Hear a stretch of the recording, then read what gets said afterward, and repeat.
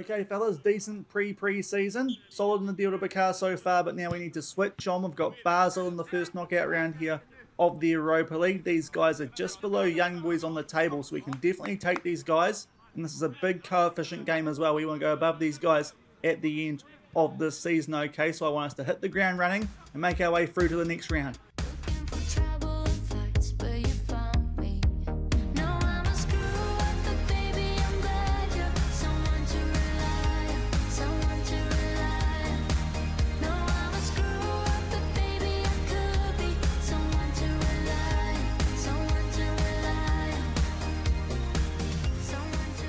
Hello everyone and welcome to episode number 80 of Husavik Heroes here on Shaun Does FM. I hope you are doing well, and coming up today we have the first knockout round of the Europa League. As we start off 2028, we do take on Basel of Switzerland over 2 legs. We've also got some transfers and a little bit of an update on our pre-season so far, including the Dieldabikar. So if you are looking forward to this first episode proper of season 8, then do remember to go down below, leave a thumbs up on the video, and if you haven't done so already and are enjoying this series here on the channel, also remember to hit that subscribe button and turn that notification bell on as well. It is greatly appreciated. But we are starting a new season. That does of course mean that before we have a look at the matchup in today's episode against Basel, we do have some transfers to get through, albeit so far no incomings just yet, just because there hasn't really been much point making any signings, because of course we can't actually register them because they don't join us until after the first leg of this tie. So we're just going to keep our powder and money dry in terms of incomings just yet. We might just see how we do get on in the Europa League knockouts, but we have sold a few players, and we will go back to technically last season to have a look at the first couple of transfers that we did make outgoing wise. These were free transfers, one of them to a fellow Icelandic club, and that was Hafnarfjordur picking up David Radmore, a player who he signed a few seasons ago, never really broke into the first team with that ability and potential that he does have. Wasn't really at the standard required for Völsungur, despite being kept at under 20 level for America, but he has gone to Hafnarfjordur on a free transfer. And we also let Thiago, one of our backup goalkeepers, go back to Spain. He has gone to Agala on a free transfer, 1.5 star current ability, 3-star potential, not missing out on too much there. But we have done a little bit more business here in this most recent season, which has kicked off late at the end of last year. Andrew Mbeba on a free transfer. He has gone to Shakhtar Sologorsk. He was a player in Zimbabwe international who never really broke through into the first team, and that ability and potential, I thought we could do a lot better there at centre back, especially at 27 years old. Didn't get a lot of first team football, did Andrew Mbeba, mostly for the second rotation. 23 games was solid for us after joining us from Highlanders in Zimbabwe, but he has gone over to Belarus to continue his European journey, and he has left us again on a free transfer. We have loaned out Christian Sakularak. He has been a very versatile bench player for us here the last couple of seasons, but again, 2-star current ability, 3-star potential, not really the quality that we want in our squad. 24 years old, so is not that old, but with that potential, we decide that we would let him go. There is an optional future fee in that contract that he does have also at Shakhtar Sologorsk, so the Belarusian team going after a few of our players. If we have a look at his contract info, it's an optional future fee of £50,000, which when you have a look at how much he is worth is about bang on the money. So if they do trigger that, there is no issues with that at all. But he has been a very good bench option for us over the past few seasons since we really first got into the top division. Has been able to cover a number of positions, has been steadily improving each year at the club, but with that ability that he does have at the moment and potential, felt like we would let him go, getting £19.5 thousand off Sologorsk in this upcoming season, and potentially £50,000 should Christian Sakularak decide to leave us permanently at the end of that loan. Then we sold a couple of players. First off, Christian Bunkgaard. He was one of our backup defensive midfielders for the last season anyway, but we have decided to let go of him. We have a bit more depth there in the defensive midfield these days with Galtason, Renzi, and then behind that we've still got the likes of Philippe West, who have a little bit more potential than Christian Bunkgaard. He has gone to Lyngby BK in his homeland of Denmark. As you can see, 3.5-star potential, so not quite as low as some of those other players who we have been getting rid of, but with 2-star, 2.5-star current ability, wasn't really going to feature all that much for the first team, considering the depth that we do have in that defensive midfield role. Did decently for us over the past few seasons, albeit didn't get a heap of game time. It was mostly in the Champions League when we did need to rotate the squad when we had games fairly well under control, but he leaves us for £29.5 thousand, should go up to £61,000, and for a player who we did sign on a free transfer, that's a decent little bit of profit for someone who doesn't have the greatest amount of potential. We've loaned out a few youngsters who do still have a future here at the club. Ozzy Robinson, a young English midfielder, he has gone out to Wrexham for this season with 4-star potential, and Antonio Paredes, a Spanish left back, he has gone out to Spain, 4-star potential, so another player who we are going to keep an eye out on. He is at Eblo, and the last sale that we have made is one of the players who has actually been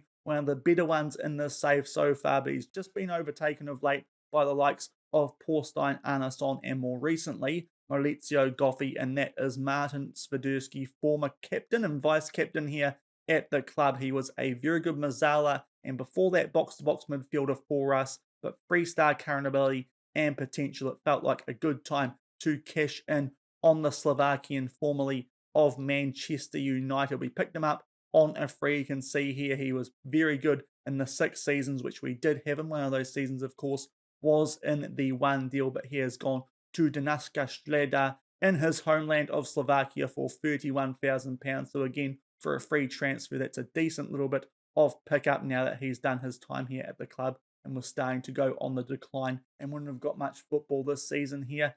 Anyway, so those are the players who we have got rid of. We still have a lot of depth here at the club. Haven't had to make any additions just yet. And as I said before, they wouldn't be able to be registered for European competition yet anyway. So there wasn't really a lot of point in making any transfers in just yet since the end of last week, where we did make our way through to this competition and of course had our end of season review off the back of that last group stage game against Manchester City, which if you did miss, I'll leave a link to that one over in the top right corner. But we are about to get into our first game of the season on camera, but we have started off the season with a lot of friendlies, some good results since we had that break off the back of that defeat to Manchester City, which didn't end up meaning a heck of a lot because Barcelona won their game to make sure they would have finished second in that Champions League group anyway. But a lot of nice friendly victories, and off the back of that, we have played 2 Dieldabikar games, one with the first team that was against Shaun at home, picking up a 3-1 win, some early goals there to Benjamin Rubio. They did pull one back before half-time, but Nicolosi Caviglia just secured the result with about 11 minutes to go, and then we gave our second 11 a run out before this Basel game just to make sure our first 11 were fresh. It does mean they might not be quite as far up to it match sharpness wise as we would like, but a solid 2-0 win away from home here against Vestman Asia, with goals in the first half to Chaka Traore and the backup box-to-box midfielder in Werner Bayer. So that means we are in a nice position on top of our Dieldabikar group already, even after only playing 2 games. Hopefully we can make it 7 Dieldabikars in a row while carrying on in European competition. That is the plan for the start of 2028 anyway. But today we are taking on Basel in the first knockout round of the Europa League. A quick look at these guys. As you would have been able to tell by the intro, they are just below Young Boys on the Swiss Super League table, and that does give us some encouraging signs because of course we did beat Young Boys in the Champions League playoff. It was a wee while ago now, but that does suggest this is a team that we are very capable of beating, albeit they are joint on points with them and actually have got one more win than them this season, but do lie below them on the table over there in Switzerland thanks to that goal difference. They won't be an easy opposition by any means, but should be a team we are capable of beating as long as our first team are fit enough, and I'm hoping that will be the case at least in the second leg of this one. Hopefully by the time they play that first league, they'll be getting right back towards peak fitness, and this is also quite an important game in terms of the coefficient, because if we go and have a look at that and where we could end up after this season, we did have a bit of a look at this at the end of the episode late last week, but if we do win this game, it just gives us a little bit more of a buffer over Switzerland, because of the teams we are looking to overtake this season, we are gunning for that 15th spot.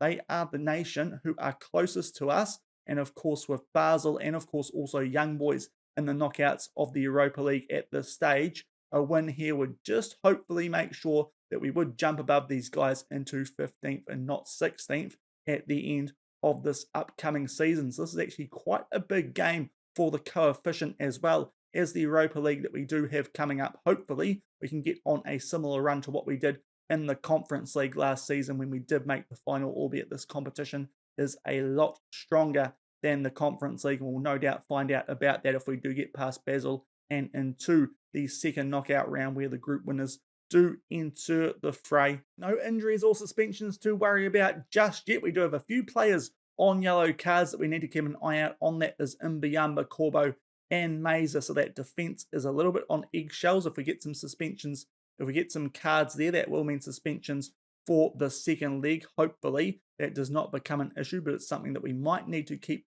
a little bit of an eye out on. Also, a Fosu on the bench on a yellow card as well. But we will come back shortly with the first leg of the first knockout round of the Europa League from St. Jacob Park in Switzerland as we take on Basel. And TV coverage for these knockout games, here is the Basel team playing a 4-4-2. A few names there that are familiar just for me. Liam Miller, the former Liverpool player, up front. And there is our lineup. We are full strength as we ran through before. Just keeping an eye out on some of those players in the defence with those yellow cards. But hopefully we can get a decent result here away to take into the home league back in Iceland. And 26 minutes gone, we have the first highlight of this one. Basel in the blue and red with a corner. They put that near post, just goes over the bar. So far, they have been very dominant here, so it hasn't been great from us away from home, but we are holding on to a 0-0 scoreline. We were briefly on the attack there, but nothing too threatening. They can just head that back to their goalkeeper. Can the Swiss outfit? They do win that here at the back. It's an absolute mess, and somehow Liam Miller misses the target, hits the post. That was a golden chance there for Basel. We nearly gift them a 1-0 lead, but thankfully they don't take it. But this has been a pretty awful opening 30 minutes from us. We might get the shouty out at the boys when we do have the next opportunity, unless we can get something going here. Larson makes his way down the left-hand side. Galtason from Arneson. He'll try and crank that top right corner. Gets a lot of help off the woodwork, but out of absolutely nowhere. It is Völsungur 1, Basel 0, and that is exactly what we needed. Hopefully, that will calm some of the nerves down, because so far, very unconvincing performance here away from home, but it's a wonderful strike that from Arneson. And as I said, almost out of nowhere at the half-hour mark, Völsungur 1, Basel 0. And that is half-time in the first half of this away leg. It was pretty rubbish from us, apart from that goal to Arneson. Thankfully, Basel through Miller did miss a great chance, which he almost gifted them. So we do somehow take a 1-0 lead into halftime of this away leg. There's a few players out there not on great ratings. One of those, Ian Carlo, not doing as bad as some other players, but yellow card, 6.5 rating. I think what we're going to do here at halftime is take him off for Adri Garrido. But this has been a pretty poor performance from us so far, albeit we do have a lead, so won't get too mad at the boys because of that, but hoping for a much improved effort here throughout the second half, and hopefully we can kick on a little bit, find our groove, and take a lead into the home league. And we do have an immediate highlight here from the restart. Basel getting things underway. As you can see, Garrido has come on for Carlo at right back. We still have two more subs to use should we feel the need. Looking through the team already, that's probably Alejandro Meza and Frederick Larson if they don't get their acts into gear. But it is Basel on the attack early here in the second half. We told the boys things are going okay, but hopefully they can do better. They get an early header off there. Thankfully, over the bar, it does remain 1-0 Völsungur early in the second half of the away leg. And up to the 50-minute mark, we are in possession, looking to play out from the back. Adri Garrido plays that back to Galtason, fresh off the bench. Is Garrido. Sarah Fellini there with a clearance. It's a really poor one. He should be playing short. That's what we've told him to do. But Lopez now in space down the right-hand side, picks out Felix Mabimbi, and they do get it back to 1-1. Nothing more than they deserve here. Basel, they have been the more dominant team in this game by far, but that's a really soft way to concede that. Sarah Fellini with a poor clearance. I think he had a lot of options there right in front of him. Chose a long ball, which he shouldn't be doing. Mabimbi gets behind Garrido in defence, and Basel do get this back to all square with 40 minutes left, and we are going to make a change. Alejandro Meza just struggling. We'll just try and shore up that defence. Chatzakis to come on for him. 1-1 with about 38 minutes left. And shortly off the back of that goal and substitution at left back, it's potentially another highlight here in Basel's favour. Miller makes his way down the right-hand side. Had that great chance in the first half, so Basel could potentially be up in this one, but a good interception there from Nicolosi. Rubio starts to make his way forward. Thankfully, the ball does fall back into Rubio's feet, and Larson tries to slot through Rubio there, but can't quite link up with him. And hopefully, we do win this ball at the back, and we do there through Mbiamba. Serafellini again. A lot of options there down his left-hand side. Frederick Larson could have potentially challenged for that ball, but Basel do get possession back. Garrido looks to tie things up back to Serafellini yet again. Hoofing this deep, no challenge there from Rubio. So far, Serafellini giving the ball away very softly, and yet again it is Felix Mambimbi, and that is some really poor work at the back there from Serafellini. It has to be said, in the space of 5 minutes, a couple of poor clearances in a row, giving Basel the chance to get us on the counter-attack. And to be fair, it's kind of been coming. We haven't been playing that well in this game. Also gets beaten there at his near post. So a pretty poor start to the second half here for Serafellini. And we are 2-1 down after leading 1-0 at half-time. So that half-time team talk did not go to plan, albeit we might have a chance here on the attack. Patrick Nygaard through on goal, but a tight angle. His shot is straight at the Basel goalkeeper.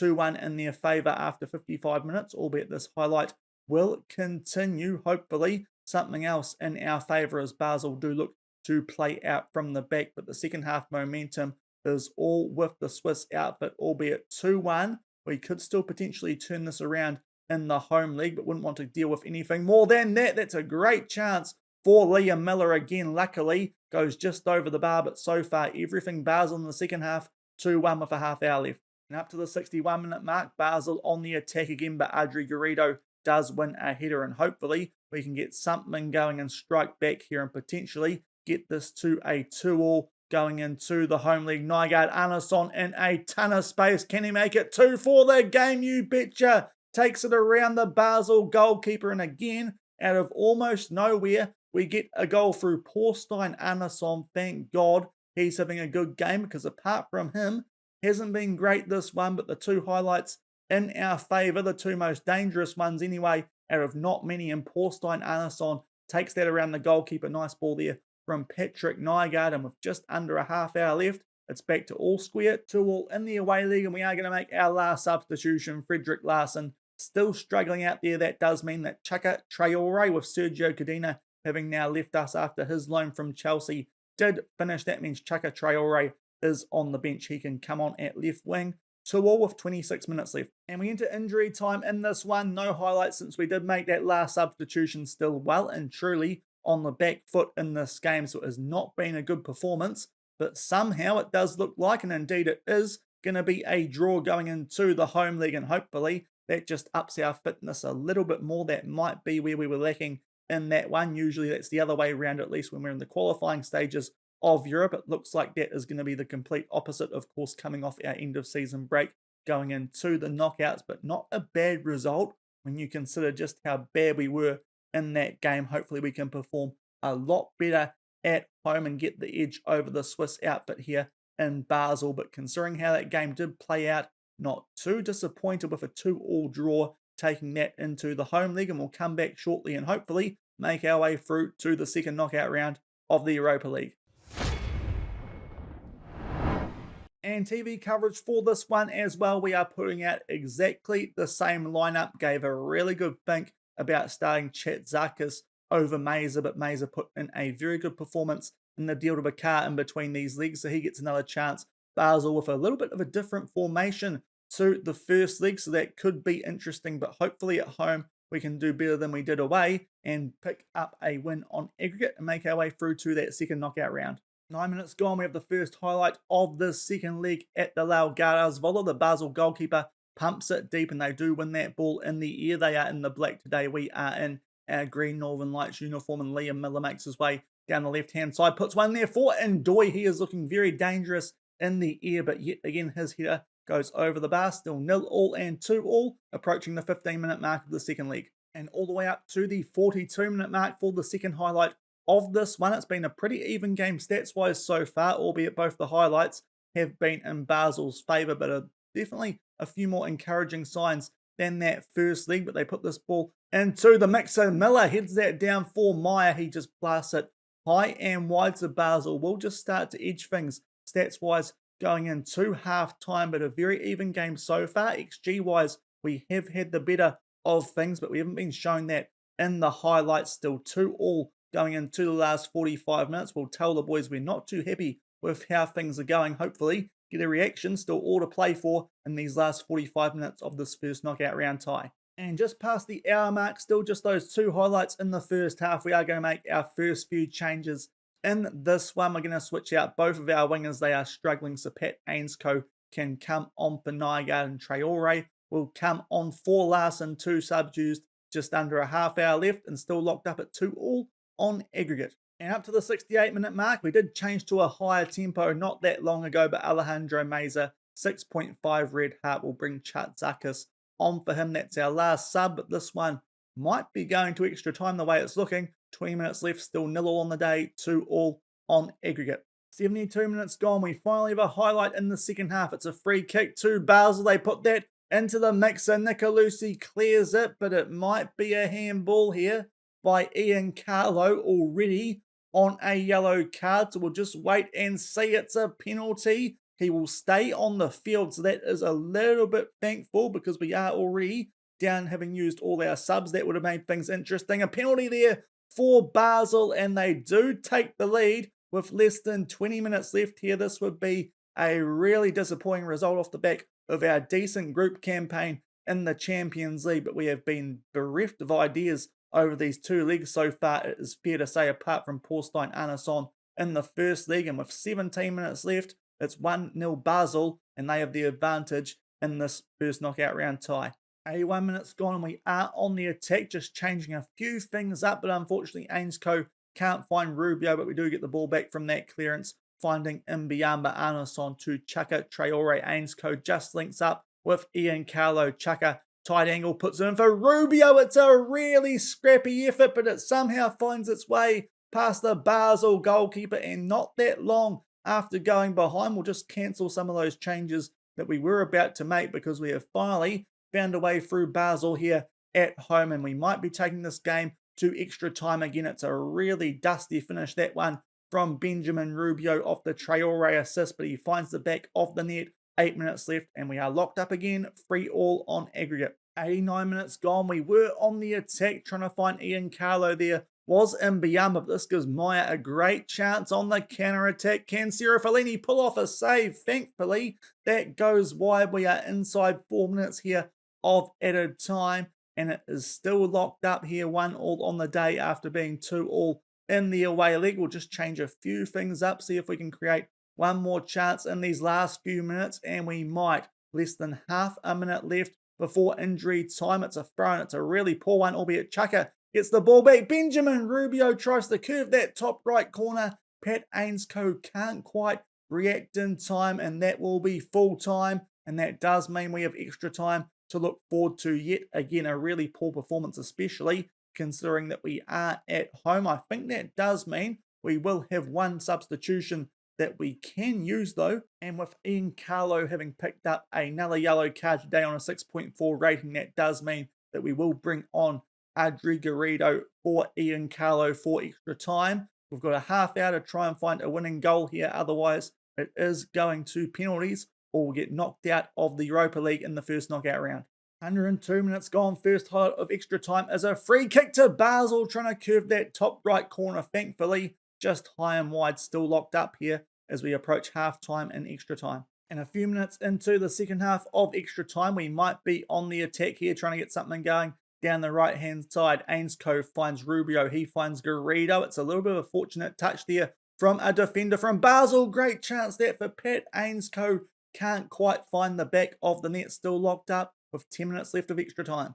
And shortly off the back of that last highlight, it's another one here potentially in our favour. Again, looking to get something going down the right-hand side. Good header there from Arnason, finds Chatzakis. Chaka Traore, who got the assist on the first goal, puts in. It's a mess, but it falls to Nicolosi Caviglia, the former club captain, and that might be the goal which sends us through to the second knockout round of the Europa League, making some real hard work of this but it's another scrappy goal down that end, and we go 2-1 up on the day. Hopefully, we can defend from here. Nice ball won there by Arnason, got that out to Chatzakis, and Chaka Traore will pick up his second assist. It was a little bit messy there. Thankfully, the ball fell to Nicolusi. Caviglia tucks it away in the bottom left corner, and we are a goal up with 7 minutes left of extra time. And inside the last few minutes of the second half of extra time, we have started to time waste. There is only 1 minute of extra time. No highlights so far, and thankfully, we get past Basel. That could be a massive win, as I said before the game, in terms of the coefficient, with Switzerland being the closest rival of those ones we did want to get ahead of at the end of this European season. We really started to turn things up in extra time there, and thankfully it was a scratchy goal, but we got it through Nicolusi Caviglia after drawing level late inside those last 10 minutes of regular time through Benjamin Rubio. So it was a very, very unconvincing performance that over both legs, but in the end we do pick up a 4-3 win on aggregate over the two legs. We'll just make our way forward a little bit more and see what other teams are going to be heading into the draw for the second knockout round. Not that we need to worry about that too much, because we'll be taking on a team who did top their group. But we'll have a look at these results quickly. Ajax, Atletico Madrid, PSV Eindhoven knock out Young Boys, so that's another good result for us. Real Sociedad, Sevilla, who obviously love this competition, they are still in the hunt alongside Atalanta, Sporting of Portugal, and us. So those are the teams who could get drawn against the group winners from the Europa League, and we'll come back shortly with that second knockout round draw. So a bit of relief after that win there against Basel. As I said, very, very unconvincing. Probably should have got a bit more football into the first team leading into those games, because that might have been where things didn't go to plan there, but we do just scrape past Basel. That is quite a useful win, as I said, for the coefficient, and that does mean that we are about to enter the draw here for the second knockout round of the Europa League. Before we get into that, just a quick little update on the Dieldabikar. We did play a game in between those knockout round games against from Reykjavik, and we do keep our unbeaten record there thanks to a 4-1 win, goals to Traore, a double to Bayer, and Pat Ainscoe picking up a goal as well. We conceded one very early in the second half, but do still pick up a comfortable 4-1 win, and we are now in a very good position to be making our way out of this group, with the other teams having only picked up one win for the most part, apart from Yarvik, who are yet to pick up a win. So even if we did drop points, we would still have a little bit of a cushion in that race for first. So if we do win our next game, which I believe is against Keflavik, who are our main dangers at the moment, that might mean that we are already going to be guaranteeing ourselves through to the semi-finals of the League Cup, and hopefully winning that for the 7th straight season. But it is time for us to get into this draw for the second knockout round of the Europa League. Having a quick look at the teams there down below, Chelsea are definitely a team who are new to this. That's a team who we could get. Bayer Leverkusen is another one. You got Besiktas, Rangers, Brighton, of course. That would be a rematch from the Conference League final last season. We'll start to make our way through this draw. First up is Sporting, so it does look like the first team drawn is going to be the team who just participated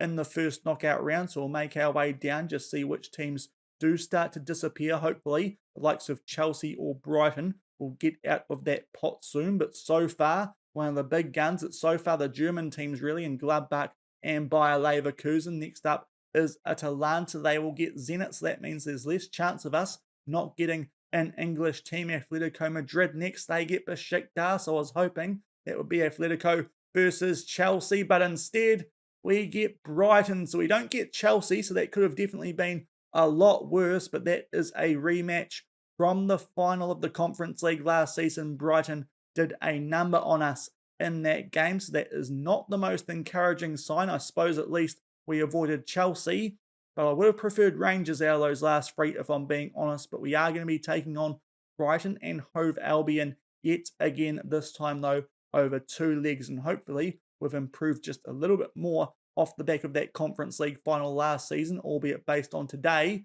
Not likely. It was pretty scratchy there against Basel, and we know that Brighton and Hove Albion are a much stronger team than those guys after that win that they did have over us in the Conference League final around about 9 months ago in game it is now. A quick look at how these guys are getting on at the moment. 10th in the Premier League, so that's a little bit worse than they were doing last season. Of course, last season they were qualified for the Europa League by their league position anyway, but having a quick look at how these guys look in terms of their starting 11, it looks fairly similar. There might be a few little omissions, albeit Andrea Bellotti is still their captain, so he is still at the club. It's a fairly similar team by the looks of it to what we did meet in the final of the Conference League last season. They picked up a pretty comfortable win that day and would have had a lot more money in transfer windows since then to strengthen up their squad compared to us. So it's going to be another tough task for us if we want to get into the quarterfinals of the Europa League